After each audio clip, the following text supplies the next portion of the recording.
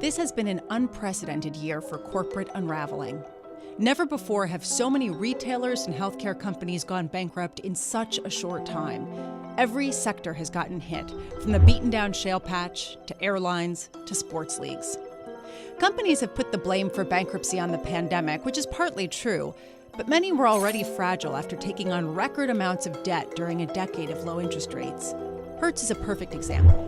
The iconic rental car company filed for bankruptcy in May, with revenues all but drying up as travel ground to a halt. But it also had failed to build a big enough cash cushion relative to its $24 billion of debt. Hertz's story is not unique. This may end up being the worst year for corporate defaults in history. The six biggest U.S. banks set aside $35 billion in second quarter alone to cover potential loan losses.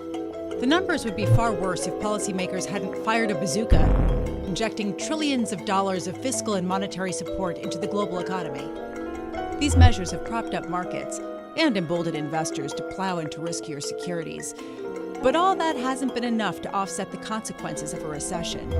Companies are still struggling to survive with little income and ballooning debt after borrowing record amounts of cash to stay alive during the pandemic. Investment-grade companies in the U.S. sold a staggering $1.3 trillion of bonds in just the first half of the year, exceeding all of last year's issuance by more than $65 billion.